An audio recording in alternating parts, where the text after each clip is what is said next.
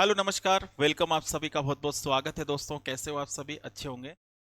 एटवेस अड्डा के online platform में आप सभी का हार्दिक अभिनंदन। साथियों, आज अपन जो बात करने वाले हैं, जैसा कि राजस्थान में सबसे बड़ी जो एक वैकेंसी कह सकते हैं, सीईटी। सबसे बड़ी इसलिए क्योंकि हर साल सीईटी आने वाला है, गवर्नमेंट का ऐसा वादा था।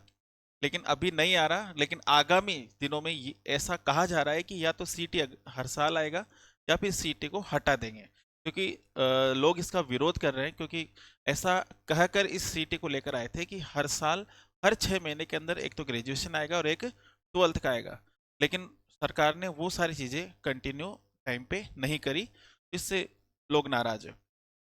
अब देखो, सीईटी के थ्रू ही अपन राजस्थान के अंदर जो जितने भी छोटे एग्जाम होते हैं, जैसे आपका लगभग ग्रेजुएशन लेवल में आपका राजस्थान पुलिस, ये सारी चीजें जो है, बहुत सारी वैकेंसी है सीईटी के थ्रू अपन उसके अंदर अपन सफलता प्राप्त कर सकते हैं।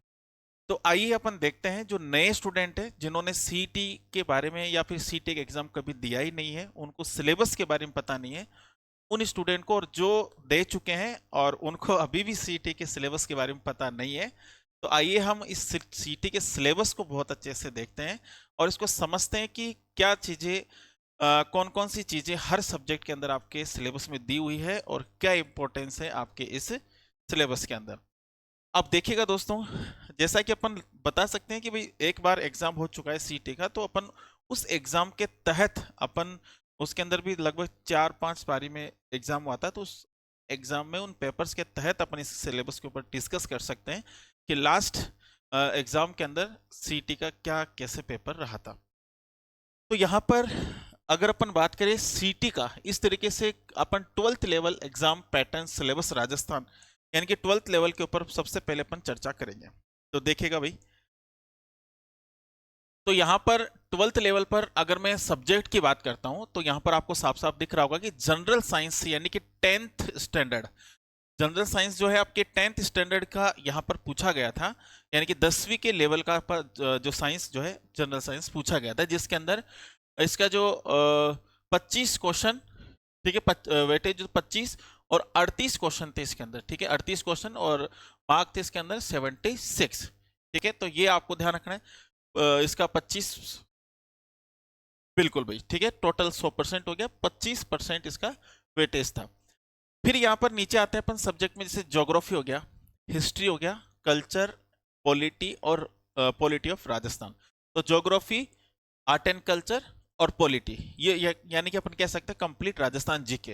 ये जो कंप्लीट राजस्थान जीके है, जिसका 20% वेटेज था वहां पर, और यहाँ पर 30 क्वेश्चन मिले थे, ठीक है, 30 क्वेश्चन इसके हैं और 60 मार्क्स के होंगे, 60 मार्क्स, यानी कि अपन कह सकते हैं कि ईच क्वेश्चन 2 नंबर, यानी कि एक क्वेश्चन कितने नंबर का होगा? 2 नंबर का यहाँ पर होगा। जनरल इंग्लिश और हिंदी, जनरल हिंदी इंग्लिश और हिंदी की बात करें तो 15% इसका वेटेज है, और यहाँ पर 22 क्वेश्चन इनके आएंगे, और 22 क्वेश्चन जो 44 नंबर के होंगे, यानी कि एक क्वेश्चन 2 नंबर का हुआ। इसी प्रकार से मेंटल एबिलिटी, रीजनिंग और बेसिक न्यूमेरिकल एफिशिएंसी, ये आपका इसका लगभग 30% वेटेज है, सबसे ज्यादा इसी का वेटेज इसके अंदर बताया गया है। और क्वेश्चन जो है इसके अंदर, क्वेश्चन आएंगे 45 क्वेश्चन, जो आपके 90 नंबर के होंगे, सबसे ज्यादा वेटेज इसका। फिर इसके बाद में आता आपका बेसिक कंप्यूटर आएगा, जिसके 10% वेटेज है, और 15 यहाँ पर क्वेश्चन होंगे जो आपके लगभग 30 मार्क्स के होंगे। ऐसे करके अगर अपन मार्क्स की बात करें, 76 यहाँ पर 60 हो गया, 44, 90 और 30 को मिलाकर अपन 300 यहाँ पर नंबर का हो गया, और क्वेश्चंस आएंगे आपके 150, यानी कि 150 क्वेश्चन 300 नंबर का ये हो गया ना, और 100% ये आपका सिलेबस हो चुका है। तो इस तरीके से अपन सिलेबस को इस तरीके से अपन देख सकते हैं। अब इसके बारे में अपन देखते हैं कि सिलेबस क्या है। सिलेबस के बारे में अपन पॉइंट टू पॉइंट चर्चा करेंगे, आप बिल्कुल बने रहेगा क्लास में। देखो भाई, लिखित परीक्षा में पूछे गए प्रश्न वस्तुनिष्ठ होंगे और पेन और पेपर मोड मोड में रहने वाला है, यानी कि पेन और पेपर मोड में रहने वाला है, ऑनलाइन नहीं रहने वाला, ठीक है। लिखित परीक्षा के लिए अभ्यर्थी को 3 घंटे का समय दिया जाएगा। लिखित परीक्षा में सही उत्तर देने पर अभ्यर्थी को प्रत्येक प्रश्न के 2 अंक दिए जाएंगे। गलत प्रश्न का कोई अंक नहीं काटा जाएगा। No negative marking, no negative marking, तो नेगेटिव मार्किंग नहीं है, सबसे बड़ी बात है नेगेटिव मार्किंग नहीं है, ठीक है। अब चलते हैं आगे। फिर इसके बाद में आपका जो सिलेबस है, जो सीटी का जो सिलेबस है, सामान्य अध्ययन भारत और राजस्थान। तो यहां पर राजस्थान का सामान्य परिचय क्या होगा दोस्तों? राजस्थान का सामान्य परिचय यानी कि आपका जनरल इंट्रोडक्शन ऑफ राजस्थान। फिर इसके बाद में राजस्थान की स्थिति, विस्तार, मुख्य भौतिक विभाग, जो आपके भौतिक प्रदेश, जो फिजिकल डिवीजन है, वो वाली बात। इसके बाद में राजस्थान की जलवायु, मृदा संसाधन, यानी कि राजस्थान की जलवायु और मृदा संसाधन, ये टॉपिक आपको दो टॉपिक ही हो गए। इसके बाद में जल संसाधन, ठीक है, जल संसाधन में नदियां और झीलें यहां पर अपन पढ़ेंगे। राजस्थान के मानव संसाधन, जनसंख्या, जनजातियां, ये अपन पढ़ेंगे। राजस्थान की पशु संपदा, राजस्थान में ऊर्जा के विभिन्न स्रोत, राजस्थान की प्रमुख फसलें, यानी कि आपका कृषि वाला पार्ट हो गया। राजस्थान की प्रमुख सिंचाई परियोजना, मरुभूमि विकास परियोजना। तो मरुभूमि विकास परियोजना अपन भौतिक प्रदेश में जो अपन मरुस्थल पढ़ेंगे वहां पर भी उसको अपन अच्छे से कर सकते हैं, ठीक है। चले भाई, यहां तक कोई दिक्कत? फिर इसके बाद राजस्थान में लोक संगीत, लोक नृत्य, लोक नाट्य, ये आपका कल्चर वाला पार्ट आ गया, जिसके अंदर आपका जो लोक संगीत हो गया, लोक नृत्य हो गया, लोक नाट्य हो गया, लोक देवता हो गए, लोक देवियां हो गई। राजस्थान के धार्मिक संत और संप्रदाय, वनस्पति, वन्य जीव और जैव विविधता, ये सारे के सारे आपका लगभग ज्योग्राफी हो गया और कल्चर हो गया। इसके अंदर तो ये दे रखा है, आगे चलते हैं देखो, और इसके अंदर अपन देखेंगे राजस्थान की आर्थिक योजनाएं, ये थोड़ा इकोनॉमिक वाला पोर्शन आ गया। कार्यक्रम संस्थाएं, राजस्थान में पंचायती राज, ये आपका पॉलिटी वाला पार्ट आ गया। राजस्थान के उद्योग, राजस्थान में आर्थिक नियोजन, राजस्थान का इतिहास, जिसके अंदर 1857 की क्रांति, राजस्थान में स्वतंत्रता आंदोलन, राजनीतिक चेतना, जन आंदोलन, किसान आंदोलन, जनजाति आंदोलन, प्रजामंडल आंदोलन, राजस्थान का एकीकरण। देखो दोस्तों, अगर राजस्थान के इतिहास की बात करें तो राजस्थान के इतिहास में यहां पर राजवंश के बारे में, देखो राजवंश के बारे में कहीं पर भी नहीं लिखा हुआ। यहां पर आपका जो मेन रहेगा आपके 1857 की क्रांति, जनजाति आंदोलन, प्रजामंडल आंदोलन, किसान आंदोलन, ठीक है, राजस्थान के अंदर, ठीक है, और एकीकरण हो गया, ठीक है। फिर राजस्थान की बोली आ गई, कल्चर वाला पार्ट आ गया। राजस्थान का साहित्य, जिसमें त्योहार आ गया, प्रमुख मेले हो गए, राजस्थान की प्रथाएं, रीति रिवाज, राजस्थान के वस्त्र और आभूषण। आपको पता है दोस्तों, राजस्थान के इतिहास के अंदर सिलेबस में साफ साफ लिखा हुआ है कि राजवंश आपको नहीं पढ़ना, ठीक है। सीटी के अंदर ये 12th के बारे में बात करो, राजवंश आपको नहीं पढ़ना। आपको यहाँ पर मॉडर्न राजस्थान के बारे में यहीं से प्रश्न आएंगे, और पिछले जो पेपर्स हुए थे उसके अंदर भी यही से प्रश्न आए थे। क्योंकि बहुत बार ऐसा होता है कि आपको इतिहास के 30 दिन का होता है, अगर राजवंश पढ़े ना राजस्थान का, तो लगभग 30 क्लास में कंप्लीट होता है, कम से कम, ठीक है भाई। तो वहां पर अपना आप टाइम वेस्ट नहीं करें। इसके बाद आते हैं मानसिक क्षमता और तर्क।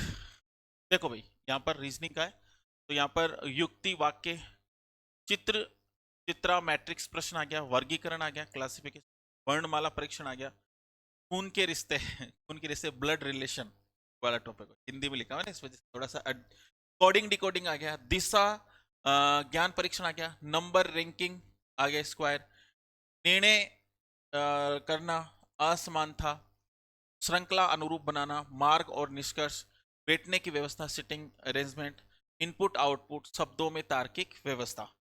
फिर इसके बाद में बुनियादी संख्यात्मक दक्षता, आपका जो रहने वाला मैथमेटिक्स का पोर्शन, जिसके अंदर संख्या प्रणाली, नंबर सिस्टम, आपका पूर्ण संख्याओं की गणना, दशमलव और भिन्न, HCF, LCM, आपका जो हो गया लघुत्तम समापवर्ती, प्रतिशत, समानुपात, अनुपात, आपका हो गया यहाँ पर संख्याओं के बीच में संबंध, मौलिक अंकगणितीय संचालन, टाइम एंड वर्क, समय और दूरी, ठीक है। तो कार्य समय और समय और दूरी, लाभ हानि, साधारण ब्याज, औसत, छूट यानी कि बट्टा जिसको बोलते हैं, साझेदारी, पार्टनरशिप, और टेबल और ग्राफ उपयोग, और क्षेत्रमिति, ये आपका मैथमेटिक्स का पोर्शन रह गया। तो इन्हीं चीजों पर अपन चर्चा करें करना है, ठीक है। मैथमेटिक्स में जो टॉपिक अपने सिलेबस में, उन्हीं टॉपिक्स को पढ़ना है, फालतू की चीज इसमें नहीं देखनी। चलो भाई, फिर इसके बाद में इंग्लिश का आ गया। इंग्लिश में ग्रामर जो है, ग्रामर के अंदर एक्टिव पैसिव हो गया, स्पेलिंग्स हो गया, स्पॉट एंड स्पॉट एरर्स हो गई, पैसेज हो गए, इडियम फेजेस हो गए, ट्रांसफॉर्मिंग ऑफ सेंटेंस हो गया, पॉसेज हो गए, आपके कंपनसेशंस हो गए। इसके बाद में सेंटेंस फॉर्मेशन एंटोनिम्स, सिनोनिम्स, एरोगेट्स, और इसके बाद में sequence of sentence, one word substitution, बाद में वन ऑफ प्रीपोजिशन और नरेशन। ये आपके ग्रामर के टॉपिक है। इन टॉपिक्स पर बात चर्चा करनी, ठीक है भाई। इसके बाद हिंदी, हिंदी व्याकरण हो गया, वर्तनी शुद्धि, वाक्य शुद्ध, उपसर्ग, प्रत्यय, तत्सम, तद्भव शब्द, पर्यायवाची शब्द, विलोम शब्द, समास, संधि, मुहावरे, वाक्यांश के लिए एक शब्द। ये आपके ग्रामर में हिंदी ग्रामर का हो गया। विज्ञान के अंदर नवीनतम सामान्य विज्ञान, आनुवंशिकी विकास यानी कि जेनेटिक्स डेवलपमेंट, परमाणुविक संरचना, कार्बनिक रसायन शास्त्र, रासायनिक गतिकी, बिजली और चुंबकत्व, मानव शरीर, वनस्पति विज्ञान, पारिस्थितिकी और पर्यावरण, जैव प्रौद्योगिकी, रासायनिक बंधन और गैसीय व्यवस्था। ये आपका केमिकल सामान्य कंप्यूटर में कंप्यूटर का परिचय। इसके बाद में कंप्यूटर की मूल बातें, शॉर्टकट्स, कुंजियां, जैसे कट कॉपी पेस्ट के लिए, ठीक है, जैसे आप सेलेक्ट करते हो कंट्रोल ए हो गया, कॉपी करने के लिए कंट्रोल सी हो गया, पेस्ट करने कंट्रोल वी हो गया, कट करने कंट्रोल एक्स हो गया। तो इस तरीके से आपको वो सारी चीजें आपको याद रखनी है। उच्च स्तरीय भाषाएं यानी कि हाई लेवल लैंग्वेज जो होती है, जैसे HLL हो गया, हाई लेवल लैंग्वेज, सी, जावा, उनके बारे में थोड़ा ध्यान। Website, web browser, input output, computer network, computer के प्रकार, हार्डवेयर सॉफ्टवेयर और क्लाउड कंप्यूटिंग की मूल बातें। इंटरनेट हो गया, कंप्यूटर वायरस, भंडारण उपकरण, कंप्यूटर के अवयव, कंप्यूटर से संबंधित महत्वपूर्ण शर्तें, डाटाबेस प्रबंध प्रणाली, DBMS जिसको अपन बोलते हैं, और ऑपरेटिंग सिस्टम हो गया का परिचय। ओनली ऑपरेटिंग सिस्टम का परिचय है, ज्यादा अंदर नहीं घुसना, बेसिक चीजें अपन को पढ़नी है। Microsoft Windows and Office, MS Word, PowerPoint, Excel output, ठीक है। तो ये सारी चीजें जो है अपन को यहाँ पर चर्चा करनी है और अच्छे से इन्हीं चीजों को ध्यान देना। तो ये अपना पूरा कंप्लीट सिलेबस हो गया। और देखो, किसी भी वैकेंसी की आप तैयारी कर रहे हो, आप CET की तैयारी कर रहे हो, राजस्थान के अंदर अगर नौकरी करना चाहते हो, CET की तैयारी करनी ही होगी 101%। और ये 2023 का जो सिलेबस था वो था, इसमें कोई बदलाव नहीं है। आगामी जो आपका CET आएगा उसके अंदर सिलेबस अब तक यही सिलेबस आपका रहने वाला है। ऐसा नहीं है कि सर ये पुराना है तो पुराना ही आएगा, ठीक है। बहुत सारे स्टूडेंट, जैसे कि अभी मैंने कुछ वीडियोस बनाए थे भाई, अगर लोको पायलट का मैंने वीडियो बनाया था तो बहुत सारे स्टूडेंट, सर आप तो अपनी दुकान चला रहे हो, ऐसे ऐसे वीडियोस बना रहे हो, वैकेंसी तो है ही नहीं। भाई वो वैकेंसी वगैरह जो है वो इसलिए भी, भाई आप ये तो कह ही नहीं रहे हम कि भाई वैकेंसी नहीं आएगी, डिमोटिवेट तो नहीं कर रहे ना, आपको मोटिवेट ही कर रहे हैं कि लगभग इतनी वैकेंसी आपकी आ सकती है। तो चीजें जो है हम कभी भी करेंगे तो आपके ही फेवर में करेंगे हमेशा। आपको कभी भी ऐसे नहीं बोलेंगे कि यार वैकेंसी नहीं आ रही मत करो तैयारी। मैं क्या, कोई भी दुनिया का कोई सा भी टीचर, कोई सा भी गुरु आपको कभी डिमोटिवेट नहीं करेगा।